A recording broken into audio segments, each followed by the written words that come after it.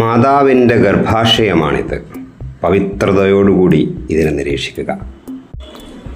10 മാസം ഞാൻ നിന്നെ പേറി പ്രസവിച്ചില്ലേ എന്ന് ചോദിക്കുന്ന ചില ഉമ്മമാരുണ്ട്, ചില അമ്മമാരുണ്ട്. അവരോട് നീരസം കാണിക്കുന്ന കുട്ടികളുമുണ്ട്. ഹേ പുരുഷന്മാരെ, ആൺകുട്ടികളെ, ഒരു മാതാവ് സഹിക്കുന്ന ഒരു കാര്യം 10 മാസം പോയിട്ട് 10 ദിവസം പോയിട്ട് 10 നിമിഷം വരെ സഹിക്കുവാൻ നിങ്ങൾക്ക് കഴിയില്ല. നോറ്റ് ക്ഷമിച്ച് അത്യാഗ്രഹത്തോടു കൂടി വളരെ വലിയ സ്നേഹത്തോടു കൂടി കാത്തിരിപ്പാണ് ഒരു അമ്മ. പെൺകുട്ടികളെ, നിങ്ങൾക്ക് ഒരു അമ്മയുടെ വിഷമം മനസ്സിലാവില്ല. നിങ്ങൾ മാതാവ് അല്ലെങ്കിൽ ഒരു ഉമ്മ ആകുന്നതുവരെ. നമ്മൾ അമ്മയുടെ വയറ്റിൽ കിടക്കുമ്പോൾ അമ്മ അനുഭവിക്കുന്ന പ്രയാസങ്ങളെക്കുറിച്ച്, ശാരീരിക മാറ്റങ്ങളെക്കുറിച്ചാണ് ഇന്നത്തെ വീഡിയോ. നാം ഒരു ശുക്ലത്തുള്ളിയായി അമ്മയുടെ ഗർഭാശയത്തിൽ ജനിക്കുമ്പോൾ ഓരോ ദിവസവും നമ്മൾ വളരുന്നുണ്ട്. നിന്റെ വളർച്ച കൂടുന്നതിനനുസരിച്ച് അമ്മയുടെ ശരീരഭാരം വർദ്ധിക്കുന്നു. കുഞ്ഞ് വളരുമ്പോൾ അമ്മയുടെ ഉള്ളിലെ ആന്തരിക അവയവങ്ങൾ കുടുസാകുന്നു. അമ്മക്ക് ശ്വാസമെടുക്കാൻ ബുദ്ധിമുട്ട് തുടങ്ങുന്നു. അമ്മക്ക് ഊരവേദന തുടങ്ങുകയാണ്. കാരണം എന്തെന്നറിയോ? അതിൻ്റെ ഉള്ളിൽ വളർന്നുകൊണ്ടിരിക്കുന്ന ആ കുഞ്ഞ് ഇടം മതിയാവാതെ അവളുടെ എല്ലിന് പിറകോട്ട് തള്ളുകയാണ്. ആന്തരിക അവയവത്തെ ഉള്ളോട്ട് തള്ളുകയാണ്. സ്പേസ് ഇല്ലാതെ ആ പിൻവേദന, നടുവേദന ആരംഭിക്കുകയാണ്. കുഞ്ഞിൻ്റെ വളർച്ച കാരണം അവളുടെ തൊലി വരണ്ടു പോവുകയാണ്, പൊട്ടുകയാണ്. ചർമ്മം വളരുന്നതിനാൽ അവൾക്ക് പൊട്ടുകളും വേദനകളും തൊലിപ്പുറത്തു നിന്ന് പോലും തുടങ്ങുകയാണ്. രാവിലെയെന്നോ രാത്രിയെന്നോ ഇല്ലാതെ അവൾക്ക് ഛർദി ഉണ്ടാവുന്നു. ഗർഭാശയത്തിൽ വളരുന്ന ആ ഭ്രൂണത്തെ പുറന്തള്ളുവാൻ വേണ്ടി എല്ലാ ശ്രമങ്ങളും ശരീരം നടത്തുന്നു.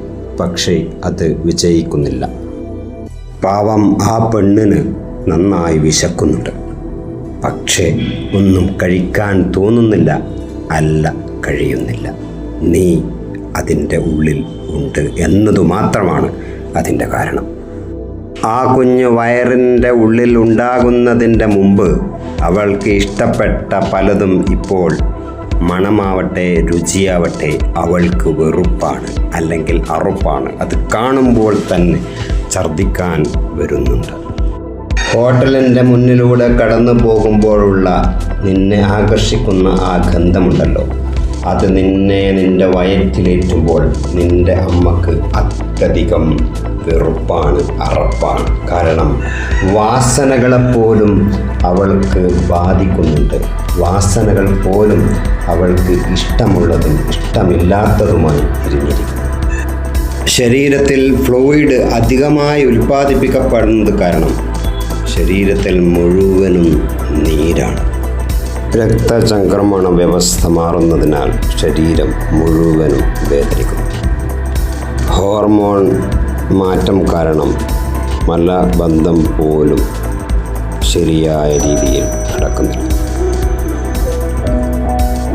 ഒന്ന് വയറ്റിൽ നിന്നൊന്ന് പോകുവാൻ ഏറെ കൊതിയുണ്ടവൾക്ക്. പക്ഷെ മനുഷ്യ കുഞ്ഞെ നീ സമ്മതിക്കുന്നില്ല. ഹോർമോൺ മാറ്റം കാരണം മലബന്ധമുണ്ടാകുന്നു. വയർ വലിയതാവുന്നതു കാരണം ശരിയായ പൊസിഷൻ കിട്ടാതെ ഉറക്കം നഷ്ടപ്പെടുന്നു. തലവേദനയും തളർച്ചയും ഉണ്ടാകുന്നു.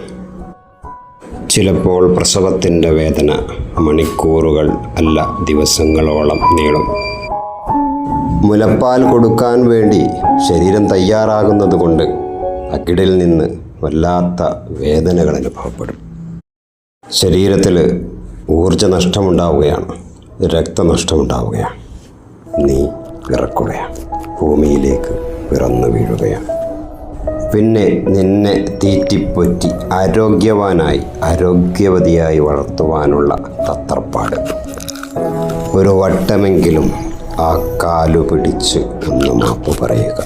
10 മാസം അവർ അത്രയും എനിക്കു വേണ്ടി, നമുക്ക് വേണ്ടി, കുഞ്ഞിനു വേണ്ടി സഹിച്ചിട്ടുണ്ട്.